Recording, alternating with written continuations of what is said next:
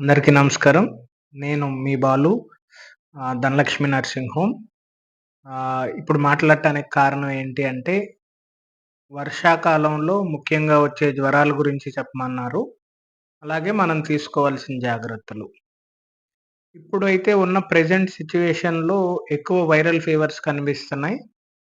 అంటే జలుబు, దగ్గు, ఒళ్ళు నొప్పులు, నరాల నొప్పులని చెప్పి, తలనొప్పి, వామిటింగ్ సెన్సేషన్‌తో వస్తున్నారు. దానికి ఆహ్, ఎక్ ఎక్కువ మెడికేషన్ నీడ్ ఉండదు. కానీ 3:30 రోజులైతే జ్వరం తగ్గట్లేదు. జ్వరం తగ్గట్లేదు. కాబట్టి ఎక్కువ వాటర్ తీసుకోవటం అని, కుదిరిన ఫ్రూట్స్ తీసుకోవటం అన్నీ ఫైబర్ ఎక్కువున్నయి తీసుకునే ప్రయత్నాలు చేయాలి. అలాగే పారాసెటమాల్ టాబ్లెట్ కుదిరినంత వరకు ఎవ్రీ 6 అవర్స్ ఏసుకుంటే బావుంటుంది. అలాగే ఈ కాలంలో వచ్చే ఇంకో కొంచెం ఇబ్బందికరమైన జ్వరం వచ్చేసి డెంగ్యూ జ్వరాలండి. దానికి ముందు మీరెంత నీట్‌గా ఉంటారో, అలాగే మీ చుట్టుపక్కల మీ ఇంటి దగ్గరున్న స్థలాలు గూడా అలాగే నీట్‌గా పెట్టాలి. చిన్న చిన్న కొబ్బరికాయలు కొట్టిన చిప్పలు కానీ, నీళ్లు ఏర్పడే ఏది కూడా ఇంట్లో ఉంచకండి. అలాగే మీ ఇంటి ముందు ఏదన్నా డ్రైన్ ఏదన్నా ఉంటే దాని మీద ఆయిలేయటం గానీ, మడ్ ఆయిల్ కానీ ఏదన్నా ఏసి ఆయిల్ సిల్క్ ఫార్మ్ చేసి దోమ పెరగకుండా ఉండటం. ఈ అన్నిట్లితో పాటు సహజంగా తీసుకునే ఇంకో జాగ్రత్తలేంటంటే చేతులు పూర్తిగా కవరయ్యి, కాళ్ళు పూర్తిగా కవరయ్యే ప్యాంటు, చొక్కాలు వాడుకోవటం. ఇంకా కుదిరితే ఈ మస్కిటో రిపెల్లెంట్స్ లాంటివి వాడుతూ ఉంటే కొంచెం ఈ జ్వరం నుంచి దూరంగా ఉంటారు. అలాగే ఇప్పుడున్న వైరల్ ఫీవర్స్‌కి మీరు తీసుకోవాల్సిన జాగ్రత్తలేంటి అంటే, కోవిడ్‌లో మీరు ఏదైతే చిన్న చిన్నగా పాటించారో తరచుగా మీ చేతులు కడుక్కోవటం, మాస్క్ పెట్టుకోవటం, కొంచెం దూరంగా ఉండటం, గుంపులు గుంపులుగా ఉండకపోవటం ఎలాగైతే పాటించారో, ఇప్పుడు వస్తున్న వైరల్ ఫీవర్స్ గూడా అలాగే పాటిస్తే బావుంటది. అలాగే ప్రతిసారి కూడా మీరు బయటికెళ్ళొచ్చినప్పుడు మీ కాళ్ళు, చేతులు శుభ్రంగా చేసుకోవటం, తినే ముందు చేతులు కడుక్కోవటం, కుదిరినంత వరకు మాస్క్ పెట్టుకోవటం, ఆహ్, గుంపులుగా ఎళ్ళకుండా ఉండటం ఉంటే బావుంటుంది. అలాగే మన చుట్టుపక్కల పరిసర ప్రాంతాల్లో అయితే గత 2.5 సంవత్సరాల్లో మలేరియా జ్వరం ఎప్పుడూ కనబడలేదు. కానీ కనబడే అవకాశం ఉంటది కాబట్టి దోమకి దూరంగా ఉండాలి. మన చుట్టుపక్కల ప్రాంతాలని, మన ఇంట్లో ఉన్న ప్రదేశాలని నీట్‌గా చూసుకుంటే దోమ గూడా రానివ్వకుండా కాపాడుకోవచ్చు. అలాగే ఇంకా బాగా కనిపిచ్చే మనకి తరచుగా అన్ని కాలాల్లో కనిపిచ్చే జ్వరం టైఫాయిడ్ జ్వరం అంటారు.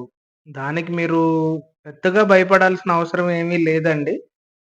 టైఫాయిడ్‌లో ఉంటే తలనొప్పి, విరోచనాలు లేదా మలబద్ధకం, ఒళ్ళు నొప్పులు, నీరసం అనేదే ఉంటుంది. దానికి గూడా ప్రాపర్ మెడికేషన్‌తో పాటు వాటర్ ఇంటేక్ పెంచుకోవటం, ఫ్లూయిడ్స్ పెంచుకుంటే సరిపోతుందండి.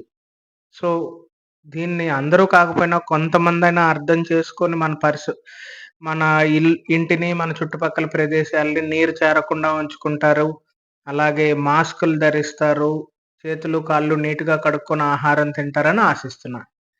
మరి వర్షాకాలంలో ఫుడ్ హ్యాబిట్స్ వర్షాకాలం అనే కాదమ్మా, ఏ కాలంలో అయినా సరే టైంకి తినటం ఒకటి అలవాటు చేసుకోవాలి.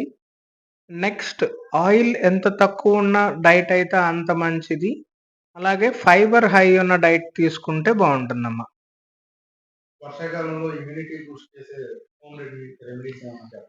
హోమ్ రెమెడీస్ అంటే మనకి ఇంట్లో చేసే చిన్న చిన్నవి గూడా కాదమ్మా. ప్రతీదీ హోమ్ రెమెడీ కిందే తీసుకోవచ్చు. ఇదివరకు వర్షాకాలం వస్తే మిరియాల పాలని, పసుపు కలిపిన పాలు అని, అలాగే ఇంట్లో ఆవిరి పట్టించటం అని, అలాగే ఇంట్లో ఏంటి నిద్ర లేవగానే ఇప్పుడంటే మనం డ్రై ఫ్రూట్స్ తింటున్నాం. ఇదివరకు రోజుల్లో అది ఉండేది కాదు గదా! అలాగే బటర్ మిల్క్ తీసుకోవటం అని, చిన్న చిన్న అపోహలు. వాస్తవంగా అయితే మనకి వైటమిన్ సి తీసుకుంటే చాలా బావుంటుంది. కానీ చాలామంది జలుబులు, దగ్గులు ఉన్నప్పుడు బత్తాయి రసం తీసుకోకూడదు, నిమ్మరసం తాగకూడదంటారు. అలా కాకుండా లిమిటెడ్ మోతాదులో తీసుకోవాల్సిన టైంలో తీసుకుంటే దానికి ఏ ఇబ్బంది ఉండదండి. అంతేకాని నేను అర్ధరాత్రి తాగుతాను అలా కాదు. ఈవినింగ్ టైమ్స్ లోపు తీసుకోండి బావుంటది. డెంగ్యూ, మలేరియా, టైఫాయిడ్ లక్షణాలు వాటిని గుర్తించడం ఎలా? Dengue, malaria, typhoid. మలేరియా అయితే మన చుట్టుపక్కల లేదమ్మా. కానీ మలేరియా వస్తే నైట్ టైమ్ చలితో కూడిన జ్వరం వస్తది. నైట్ అంతా మనకి ఏదో పురుగు పాకుతున్నట్టుగా చాలామంది గుర్తించరది. కానీ చలి, వణుకు అనేది వస్తది. డెంగు అంటే హై గ్రేడ్ ఫీవర్స్ వస్తాయమ్మా. వైరల్ ఫీవర్‌కి, డెంగ్యూ ఫీవర్‌కి గూడా డిఫరెన్షియేషన్ కొంచెం కష్టము. అంటే క్లినికల్‌గానే మనం ఎళ్తేనే తెలుస్తది అది.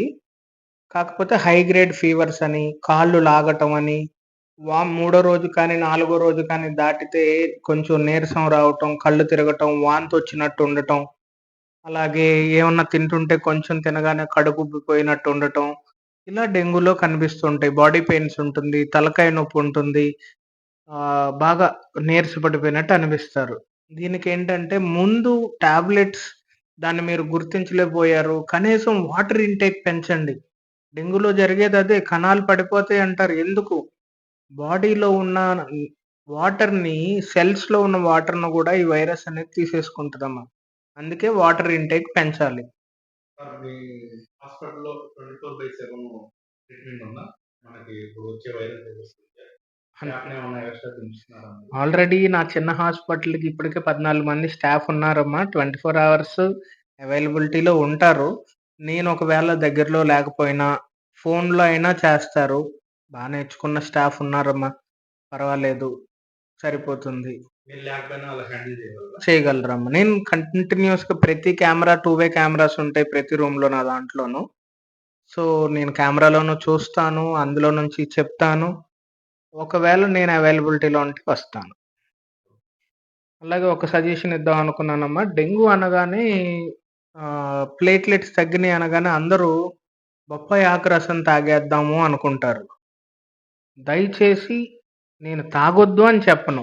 కరెక్ట్‌గా దాన్ని చేసుకునే విధానం చూసుకొని, చేసుకొని తాగండి. ఎందుకంటే అందరికీ అది శరీరానికి పడకపోవచ్చు. లాస్ట్ ఇయర్ నేను కొంతమందిని చూసాను. వాళ్ళకి వామిటింగ్సు, మోషన్సు తర్వాత మళ్ళీ ఫీవర్ రావటం జరిగింది. సో, ఏదన్నా ఒక ఎక్స్‌పర్ట్‌ని డెసిషన్‌తోనే మీరు ముందుకెళ్తారని ఆశిస్తున్నాను. Thank you sir. Thank you.